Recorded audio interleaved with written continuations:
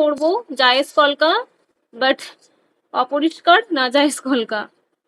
এবার কি করব দেখো, ডট দিচ্ছি। ও সরি, আমার ডটটা কাছে হয়ে গেল, আমি তো 4টে পাপড়ি করতে চাইলাম, সরি। একটু ডট করলাম। দেখো তুমি এই রকম করে ড্রপের মতো এঁকেও নিতে পারো, ঠিক আছে? এরকম ড্রপের মতো করে যদি মনে হয় এঁকে নিয়ে কাজ করতে বেশি সুবিধা হচ্ছে, তাহলে এঁকে নিয়েও করতে পারো। পরের কলকাটাতে, পরের ফুলটাতে আমি তোমাদের দেখিয়ে দেবো, যেরকম ডট দিয়ে, ঠিক সেই ডট দিয়ে করতে পারো, ঠিক আছে? মাঝখানের যদি পাপড়িগুলো আমাদের বেশি ফাঁকা থেকে যায়, তাহলে ফুলটাকে আমাদের দেখতে ভালো লাগবে না, এবং মনে হবে যে চারিদিক থেকে ভুলবশত ফেব্রিকটা বেশি পড়ে গেছে, তো সেটাকেই ফুলে রূপান্তরিত করা হয়েছে। তো এই ব্যাপারটা যেন না দেখতে লাগে, এই ফুলটা এই রকমই বিষয়টা হয়ে যায়। আর এটা যখন আমি তৈরি করেছিলাম, এই ফুলটাকে ফাঁকিবাজি ফুল হিসাবে তৈরি করেছিলাম, কারণ বেশিরভাগ ফুলগুলোই এঁকে তৈরি করতে লাগে, তো এটা ডটের মাধ্যমে হয়ে যায় যেহেতু, তো সে কারণে এটা করেছিলাম, ফাঁকিবাজি কলকা হিসাবে বের করেছিলাম। কয়েকটা কলকা ফাঁকিবাজি কলকা হিসাবে বের করা আছে, আর ওই সেই ফাঁকিবাজি কলকাগুলো সব থেকে বেশি পপুলার হয়েছে আমার। দেখো ফুলটা করে নিলাম, সেম। দেখো একটু ডিস্টেন্সে আসবো, বিকজ আমাদেরকে কি করতে হবে, পাপড়িটা করতে হবে। এবার দেখো নিচ দিক থেকে দেখো মাঝখানের যে জায়গাটা আছে না, সেই যে ডটটা যে দিয়েছি, সেই ডটটাকে আমরা কিন্তু বেশি বড় করলে পাপড়িগুলো কি হয়ে যাবে, আমাদের ফোকাসড হবে না। আর দেখো সব পাপড়িগুলোর মাঝখানে কিন্তু খুব বেশি করে গ্যাপ নেই, আঁটো আঁটো সবগুলো, ঠিক আছে? বেশি করে গ্যাপ নেই। এবার তোমরা যখন লাইনটা করবে না, এবার তোমাদের মনে হতেই পারে যে আমার লাইনটা হচ্ছে মোটা করে দিয়ে কি আছে, এটা তো ফিল হয়েই যাবে। তো অনেক সময় কি হয়, ভুলবশত পাপড়িটা অনেকটা দূরে চলে যায়। তো যদি হালকা ফেব্রিক দিয়ে থাকো জাস্ট বর্ডার লাইন করার জন্য, তখন কি করা যায় বলো তো, ওই হালকা ফেব্রিকটার জন্য তুমি যদি সাইড দিক থেকে মোটা করে ফেব্রিক টেনে দাও ফিলিং করার সময়, তখন ওটা মিশে যায়, লুকিয়ে যায়, হাইড হয়ে যায় ভুলটা। আর যদি প্রথমেই আমরা বড় করে দেই, সাইড দিকে ধেবড়ে মোটা বের করে দেই, তো সেটাকে আর লোকানো যায় না।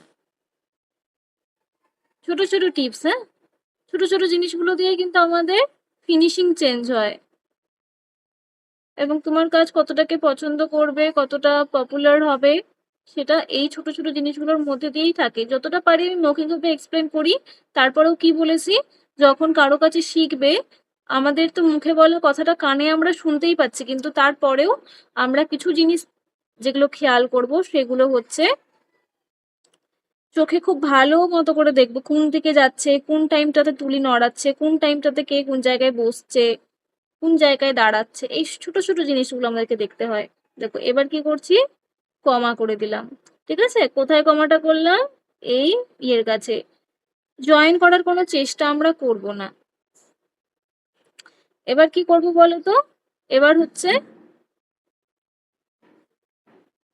নিচুর দিকে মুখ করে কমা করব, দুটো কমা মাঝখানে দেখো সুন্দর করে একটা স্পেস যাবে, ঠিক আছে? এখানে যেন ছোট এবং ধ্যাবড়ানো কমা না হয়।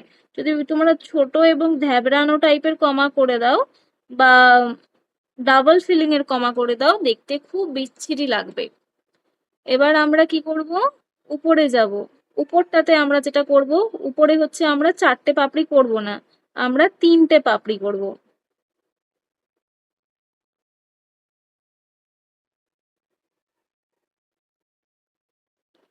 প্রথমেই তোমরা অনেক বড় করে এঁকে নেবে না, বড় জিনিসটাকে কিন্তু ছোট করা যায় না, কিন্তু ছোট জিনিসটাকে কিন্তু বড় করা যায়।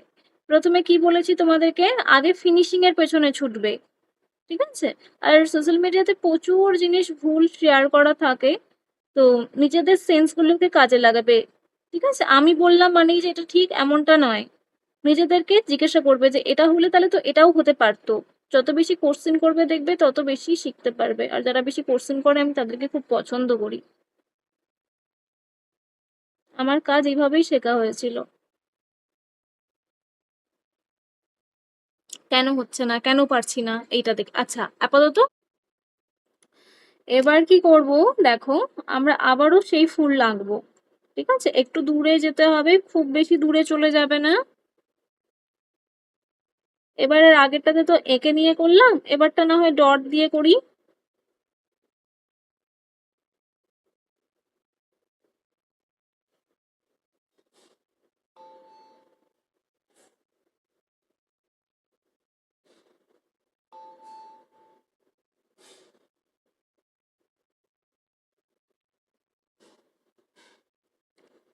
সুন্দর করে এগুলোর শেপগুলো বাড়িয়ে দিচ্ছি। আমার ফেব্রিকটা একটু ড্রাই হয়ে গেছে। তোমরা যদি বুঝতে না পারো কতটা উপরে হচ্ছে ডটটা হবে, তাহলে নিচের দিকের মানে এই পাপড়িটাকে আগে করে নেবে। ঠিক আছে, অনেক সময় কি হয় যে ডটটা এতটাই বেশি নিচে দিয়ে ফেলে যে উপরের পাপড়িটা পাপড়িটা নিচের পাপড়িটা অ্যাড করতে গেলে আইব্রোর সাথে লেগে যায়। এই একটা সমস্যা আমি বিগিনারদের মধ্যে দেখেছি। তো যদি বুঝতে না পারো যে কতটা উপরে ডটটা দিতে হবে, অনেক সময় খুব উঁচুতে করে ফেলে, অনেক সময় এতটাই নিচুতে করে ফেলে যে নিচের দিকের আইব্রোর কাছে যে পাপড়িটা করতে হবে সেটা করার আর জায়গা পায় না। তো এটা দেখে নিতে হবে। ঠিক আছে, এবার সেম আবারও এই দেখো কি করব, আমরা ঠিক এই রকম জায়গাটায় যাব, একটা ছোট্ট কমা ডটের মধ্যে, ডটের লাইনের মধ্যে পার্থক্য আছে। হ্যাঁ, ডটের লাইনের মধ্যে প্যাঁচ যায় না, কমার লাইনের মধ্যে প্যাঁচ যায়। ঠিক আছে, তো এখানে আমরা ডটের লাইন করেছি। যদি বাই চান্স তোমাদের এই ফুলটা এই কমাটার কাছে খুব কাছাকাছি চলে আসে তাহলে এটা স্কিপ করে যাবে। এবার সেম আগেরটার মতোই আমরা কি করব,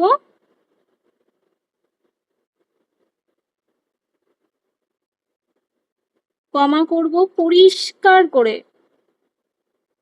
একদম পরিষ্কার করে আমরা কমাগুলোকে জয়েন করব।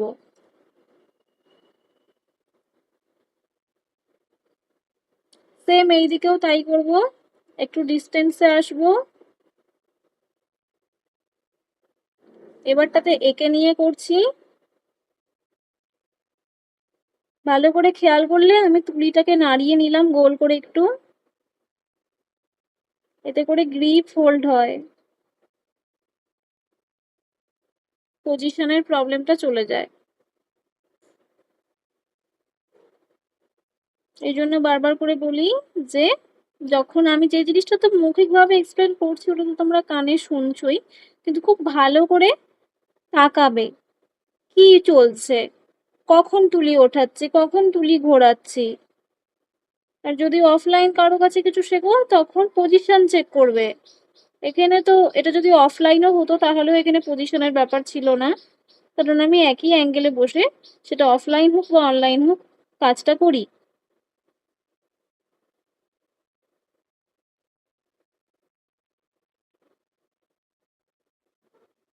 ফেব্রিকটা ড্রাই হয়ে গেছে। দেখো যখনই খড়খড়ে ফেব্রিক দেখতে হবে না তখন কাজ করা বন্ধ করে দেবে। যেহেতু এখন ভিডিওটা রানিং আছে তাই আমি আর করছি না, অফ করছি না। এবার কি করব, ঠিক এই দুটো পাপড়ি ঠিক এরকম জায়গায় করেছিলাম।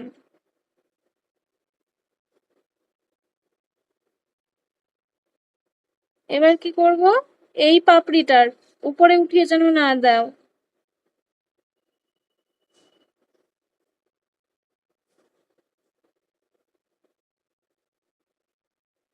প্রপার কমা করে বেরিয়ে গেলাম। এবার লাস্ট ফুল করছি, লাস্ট ফুল এটা, আইব্রোর উপরে থাকা লাস্ট ফুল এটা। তোমরা চাইলে পরে সব ফুলগুলোকে একেবারে পাপড়িগুলোকে একেবারে ড্র করে নিতে পারো। দেখো আমি তিনটে প্রসেস দেখালাম, আগে সব ড্র করে নিয়ে পাপড়িগুলো, তারপরে ডট দিয়ে, আবার এখন কি দেখাচ্ছি সিঙ্গেল সিঙ্গেল করে পাপড়ি করে নিয়ে। ঠিক আছে, যেটা খুশি তোমরা সেটাতে করতে পারো। বাই চান্স যদি তোমরা এই জায়গাটাতে দেখো যে তোমাদের খুব একটা জায়গা পাচ্ছ না তাহলে পরে তিনটে পাপড়ি করে দেবে, কোনো ইস্যুস নেই, এই জায়গাটাতে করতে পারো, কোনো সমস্যা নেই। এবার সেম উপরের দিকে। এবার তোমরা কি খেয়াল করলে যে আমি এইখানকার ফুলের সাইজটা আগের ফুলের তুলনায় একটু ছোট করেছি, কারণ এটা এন্ডিং জোন, আমাদের সফটলি এন্ড করতে হবে, তাই আমরা এই ব্যাপারটাকে রেখেছি। হ্যাঁ, যখনই আমরা এন্ডিং সেশনের দিকে চলে আসব তখন আমাদেরকে এই ছোট্ট একটা জিনিস মাথায় রাখতে হয় যে আমাদের হয় ডিজাইনটা সেম থাকবে, মানে যেটা বেয়ে আমরা করছি, বেসিক হলে মহকমা, অ্যাডভান্স হলে যে ফুলের কলকা করছি সেই ফুলের, সেটা হচ্ছে ছোট হবে বা সেম থাকবে, কিন্তু বড় করে ফেলবো না। অনেকে কি করে, ফিনিশিং এ কেন সমস্যা হয় বা কলকাটা কেন অ্যাট্রাকটিভ লাগে না, ফিনিশিং জোন দেওয়ার চেষ্টা করে না। শুধু ব্রাইডাল কলকা ক্ষেত্রে বলে নয়, এটা মাথায় রাখবে, যে কোনো ডিজাইন যখন আমরা করছি, সেটা গাছ কৌটোতেও হোক বা সিঁড়িতে হোক বা যেখানে খুশি সেখানেই হোক না কেন, একটা এন্ডিং জোন বোঝানো দরকার পড়ে যে আমার জিনিসটা এখানে এন্ড হচ্ছে। সেই জন্য কিন্তু সব সময় সেম সাইজটাকে মেনটেন করতে হয় না, একটু ঘুরিয়ে নিতে হয়। এবার আমি সুন্দর করে গোল করে কমা করে দেব।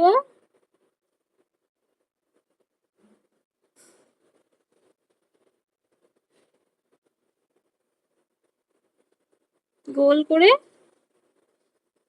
পেঁচিয়ে কমা করে নিলাম। চলো করো এবার।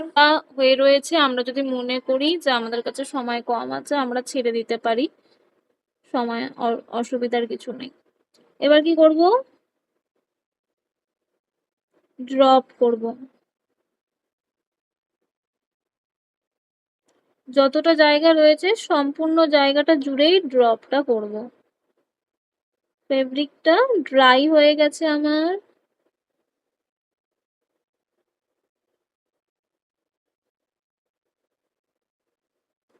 আমি একটু ফাঁকা ফাঁকা করে করছি, তোমরা যেরকম ঘন করো সেরকম ঘনই করবে। আমার ফেব্রিকটা বেশ ড্রাই হয়ে গেছে, তো এটা দিয়ে খুব একটা চিকন বা কভারেজ দেওয়া পসিবল নয়।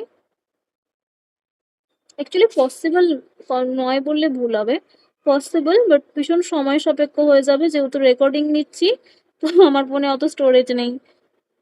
রোজ দিনকার দুবেলার ক্লাস রেকর্ডিং দেওয়ার পরে আর ফোনে এত স্টোরেজ থাকে না। এবার কি করব দেখো, ঠিক এই জায়গাগুলোতে আমরা হচ্ছে পাতা মোটিভ অ্যাড করব। দুই দিক থেকে দুটো লাইন টানবো, মাঝখানটা ফাঁকাই থেকে যাবে। এবার খুব ছোট ছোট করে এই জায়গাগুলোতে ড্রপ দেব, খুব ছোট ছোট করে। ড্রপটা যেন ড্রপের মতোই লাগে, সেটাকে যেন ধ্যাবড়ানো মার্কা কোনো কুমড়োর মতো দেখতে না লাগে। দেখো ছোট ছোট ড্রপ, ঠিক আছে? সেম এই জায়গাটাতেও দুই দিক থেকে দুটো লাইন টেনে নেওয়ার পরে মাঝখানে যে ফাঁকা অংশটা সেটাই থাকবে, লাইনগুলো যে খুব ফাঁকা করতে হবে এরকমটা কোনো বড় ব্যাপার নেই, ঠিক আছে? দেখো উপরে নিচে সব জায়গাগুলোতে এরকম ছোট ছোট করে ড্রপ হবে। খুব একটা লেন্দি ড্রপ হলে কিন্তু বকা দেব, তোমাদেরকে আমি এখনো বকাই দেইনি।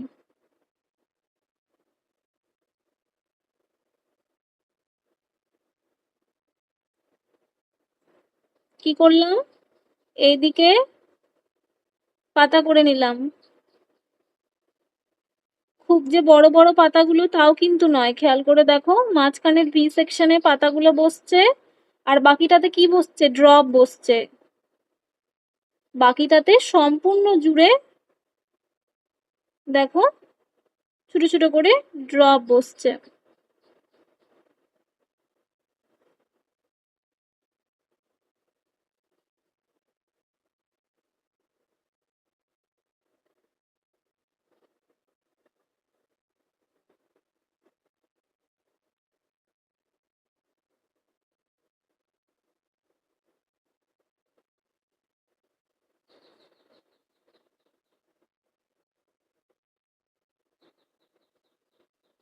লাস্টে একটা পাতা মোটিভ করলাম এবং এইখানটাতেও